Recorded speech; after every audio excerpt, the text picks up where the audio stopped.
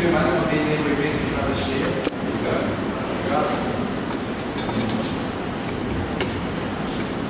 Agora? Não? Sim?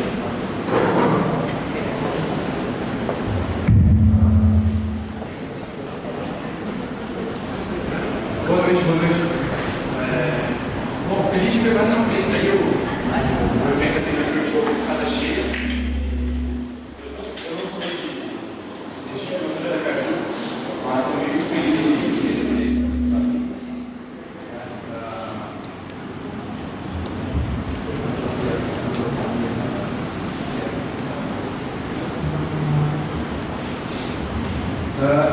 Hoje eu quero falar sobre propriedade privada.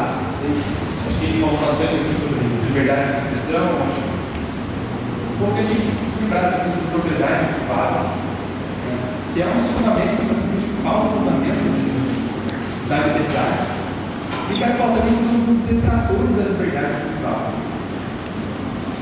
E tudo começa, o primeiro economista, primeira aula, a primeira disciplina, a primeira aula, para falar de economia, depois da aula na faculdade, falar de economia. A primeira coisa que eu falei foi sobre escassez. Os recursos são escassos. Nós temos um universo que os recursos são escassos, é por isso que nós temos conflitos. Né? E é por isso que a gente tem que buscar uma solução para resolver o problema da escassez. Aí surge os bens econômicos, a melhor forma de usá-los.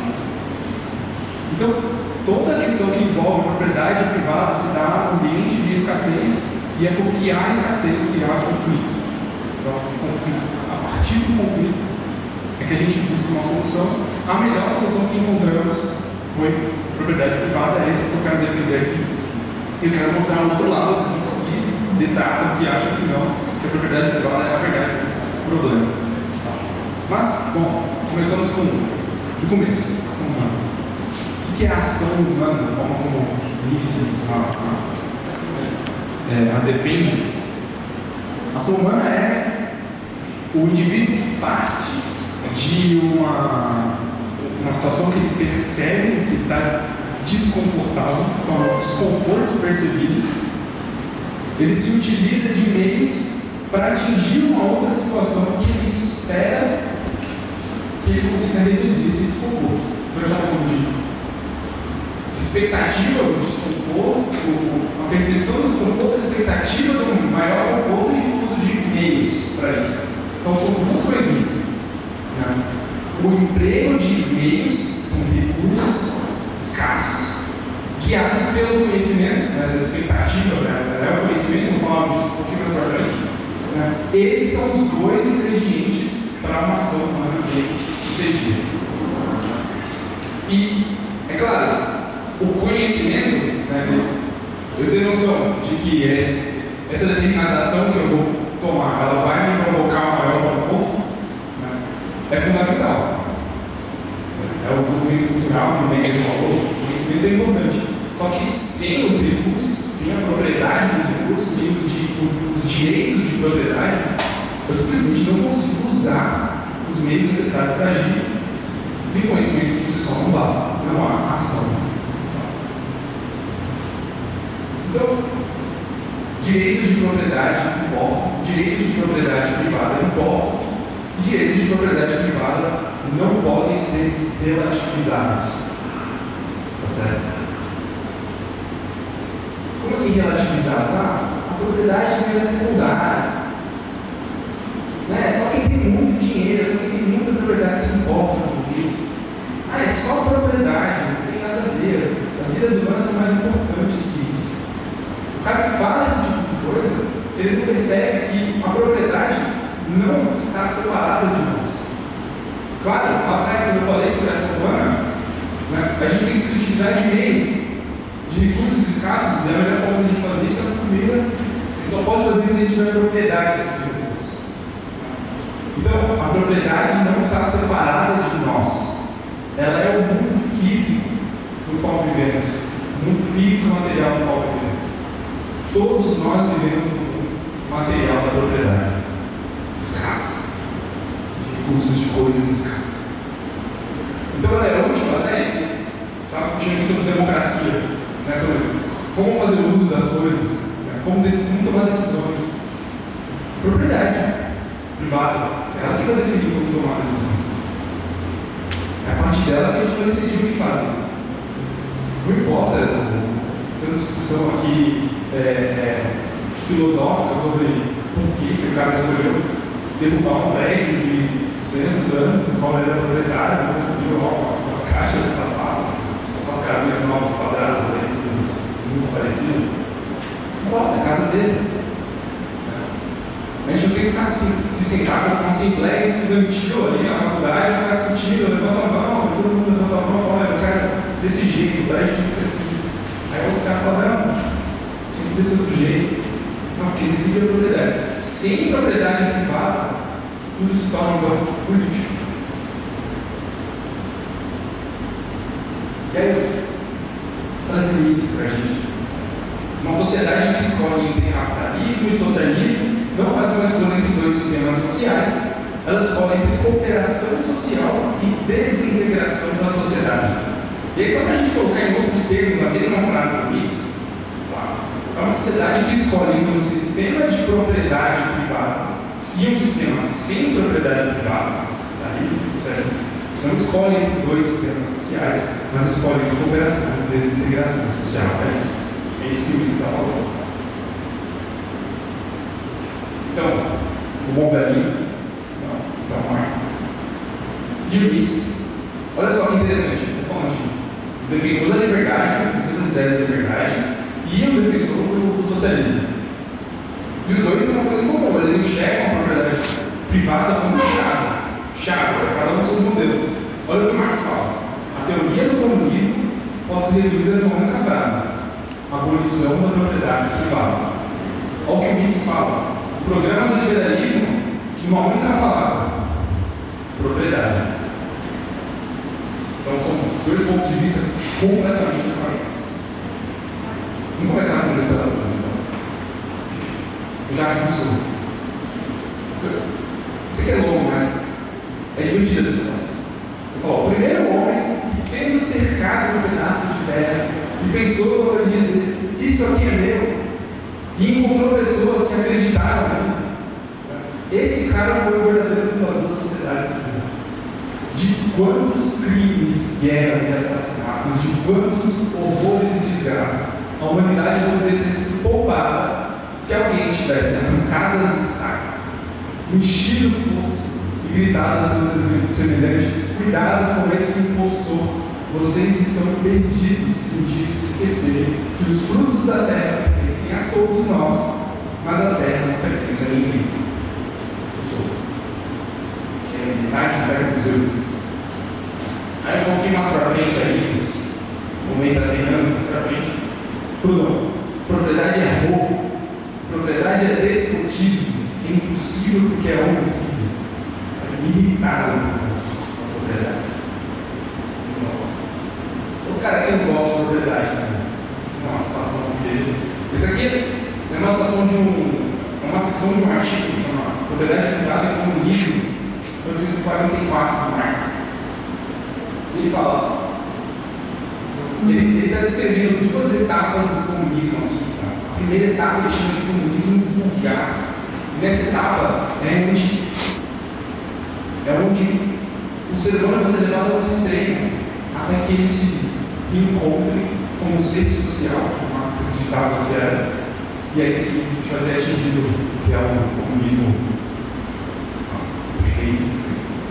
Ele fala: assim como as mulheres terão que passar do matrimônio para a prostituição universal, igualmente todo mundo das riquezas terá de passar da relação de casamento exclusivo com o seu proprietário para a de prostituição universal com a comunidade.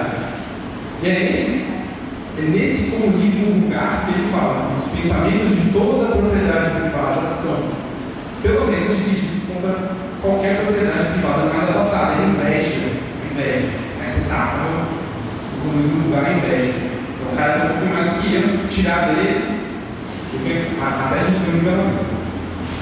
Passar dessa etapa, a gente vai chegar a uma emancipação completa. Ele fala o seguinte: o ser humano tinha de ser reduzido a essa pobreza absoluta a fim de poder dar luz à sua riqueza interior. Então, poucas vezes o Marx falou sobre como seria o comunismo, mas aí é interessante, ele está falando, a primeira aula do comunismo é isso. É guerra, conflito, é inveja, é morte, assassinato do povo, é isso. Até assim, a gente anular a propriedade privada e emancipar completamente os atributos dos sentidos humanos. E aí, como que se deu isso? Porque estava algumas vezes aí de uma forma, o presidente visitando aí em homenagem às vítimas do Holodomor na Ucrânia, ali na década de 1930, o que aconteceu lá? A União Soviética nos avistaram que 80% da população da União Soviética era camponeses, todos coagidos com violência a entregar sua terra e depois foi dividida ali em terras comuns. Existe uma característica da União Soviética, é um bloco de países. Então os países são diferentes entre si. Eles têm seus próprios movimentos nacionais, e uns movimentos nacionais fortes, dos ucranianos, e eles não aceitaram isso. Mas é claro que um projeto desse tipo, a abolição da propriedade privada, agora que decide, são, enfim, os apontados pelo ditador, não pode dar certo. Então a gente tem quebra da produção, desorganização do ciclo produtivo e o Estado os ucranianos. Na verdade, os ucranianos só conseguiram cumprir as metas absurdas impostas caso parassem de comer. 70% que era produzido pela Moscou.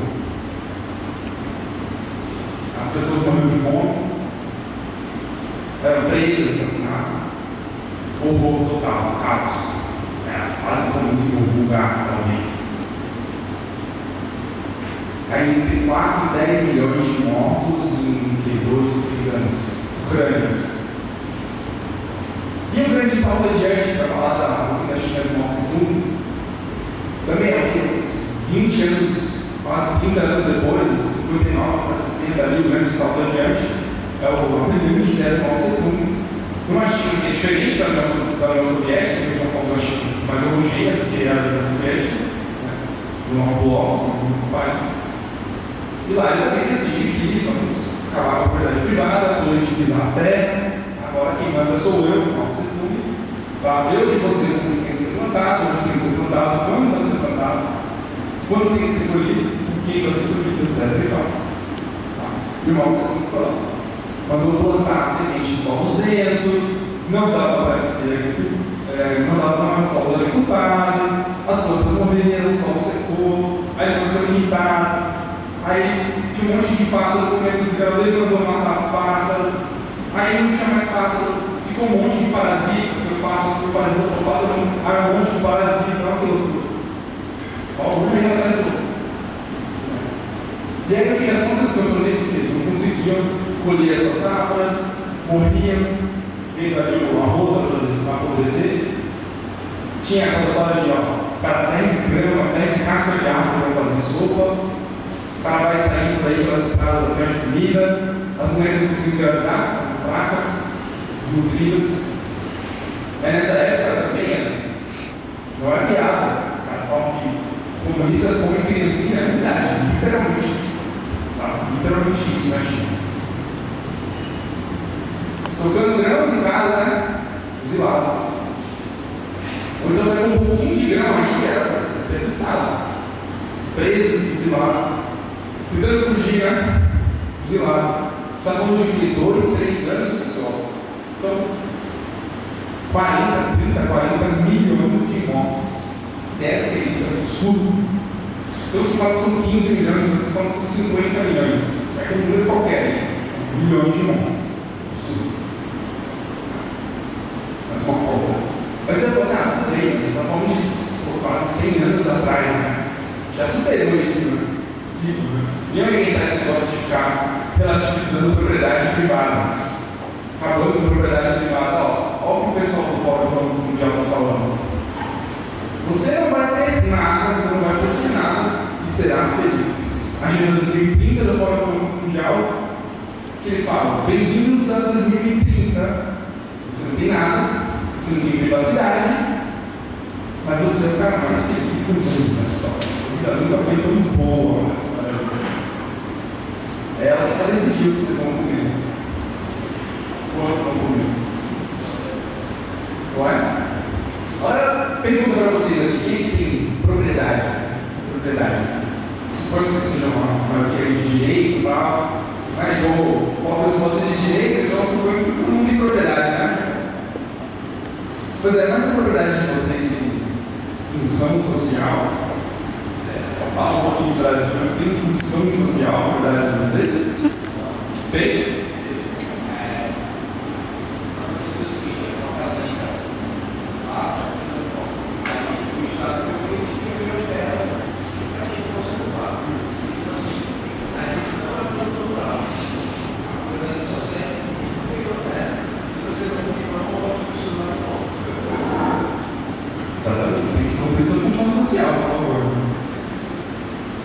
Olha quem é o culpado, ou culpada, né?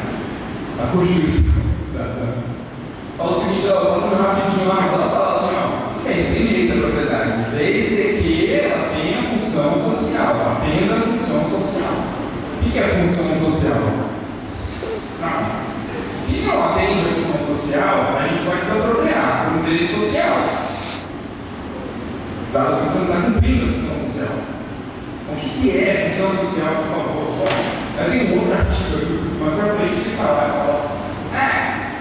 basicamente o que a gente disser tudo bem, é cumprido quando de propriedade rural, né? Suficiente, né? É suficiente para falar de propriedade.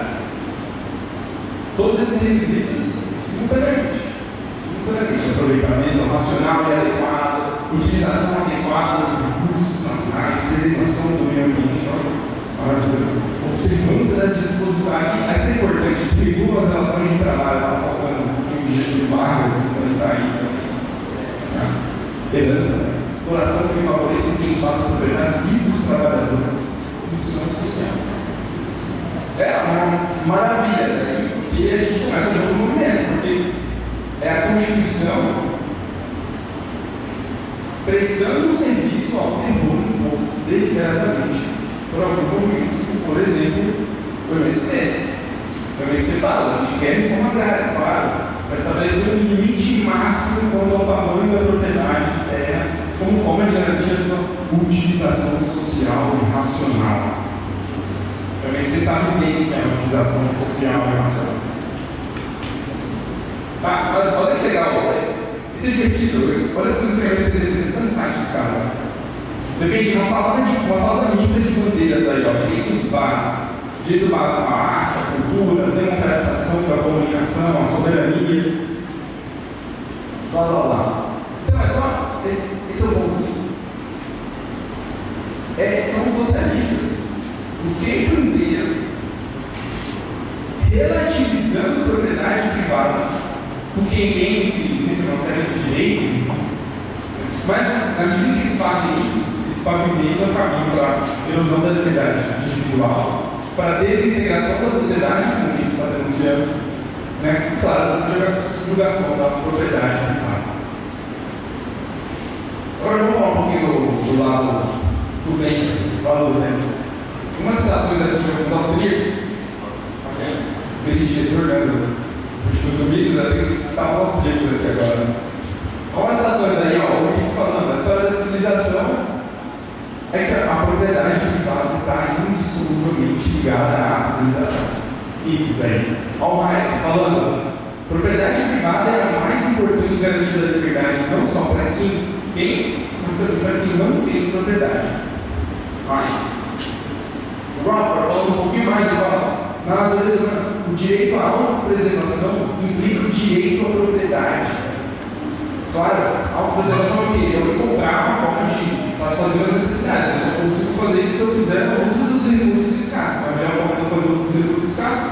Propriedade privada. Qualquer propriedade individual, os produtos do homem requer propriedade da terra. Mas o direito à propriedade não vale nada sem a liberdade de usar essa propriedade. E assim a liberdade deriva do direito à propriedade. Tá?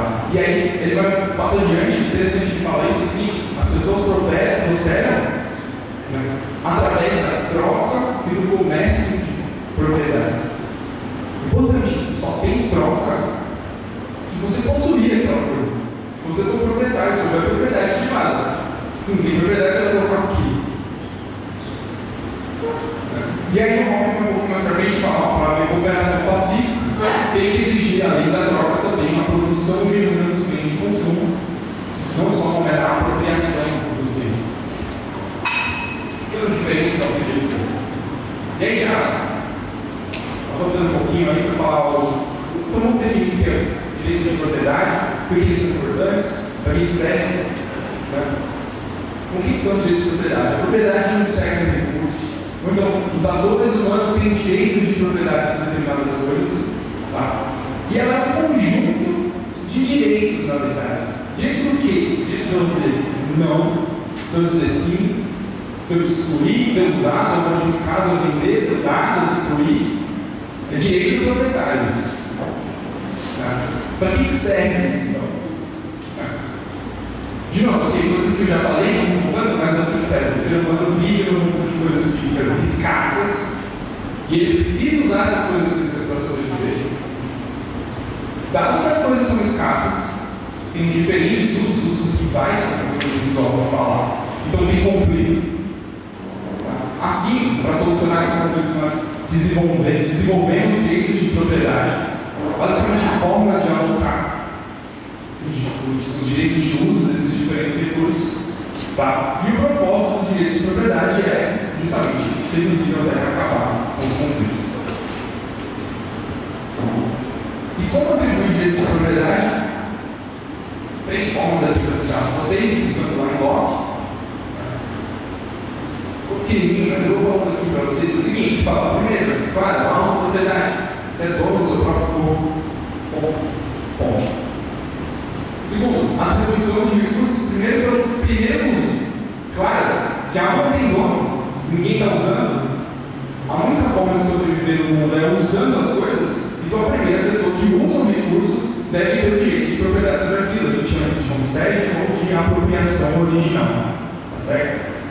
E, dado que você tem um determinado bem, você pode doar, vender, trocar, né, transferir no meio, comprar. Então, a autopropriedade, a apropriação original e contrato, a essência da aquisição de propriedade. E o que pode se tornar propriedade? Daí a gente volta para Mengen. O Mengen tem uma listinha de coisas que devem ser requisitos para que algo se torne uma propriedade. A primeira coisa que ele fala é: deve haver uma necessidade humana. Tá? A segunda coisa que ele fala, a gente botei junto aqui, mas a segunda coisa que ele fala assim: a coisa em questão deve, ele fala de causa e consequência mais cedo, né? A coisa em questão deve possuir uma relação causal com a satisfação dessa necessidade. E o terceiro ponto aqui, isso deve ser de conhecimento do indivíduo. A gente junta aqui para falar que a expectativa de tal coisa satisfação a necessidade. E finalmente essa coisa tem que estar sob o nosso controle para a gente poder usar. Aí sim a gente tem um bem. Se sim é escasso um bem econômico. A gente não pode possuir que não for um bem econômico. A gente não pode trocar, consequentemente, que não for um bem econômico. Escasso. Então, exemplo aí. Obviamente, o oxigênio que a gente tem aqui nessa sala ele não é um bem econômico. Está usando, mas ele não é escasso. Mas quando a gente vai fazer um mergulho ali, né, na praia, pegar o barco lá para baixo, a gente vai fazer um mergulho aqui nas praias, aí sim a gente precisa de um galão de oxigênio, ele se torna daí escasso. Então também, os bens eles estão trocando o tempo todo de valor. E aí, para fechar o que eu falando aqui, conclusão final, vamos buscar aí uma situação do hobby, para fechar o que eu falo, mas, de novo, escassez, dado que os recursos são escassos, há conflito, a forma de resolvê-lo, direitos de propriedade. Né? E aí, o Hans Hopper fala o seguinte: só porque há escassez é que há um problema para a gente formular leis morais. Se não houvesse escassez, se os bens fossem superabundantes, se tivesse ali bens livres, bens gratuitos, nenhum conflito sobre o uso desses bens seria possível. E não estaremos falando absolutamente nada sobre coordenação aplicação da ação. Tá? Então, segue-se que qualquer ética deve ser formulada por uma teoria da propriedade, uma teoria da atribuição de direitos de controle exclusivo sobre meios escassos. Somente assim será possível evitar conflitos que de outra forma sejam insolúveis. Tá? É isso, pessoal. Vamos relativizar.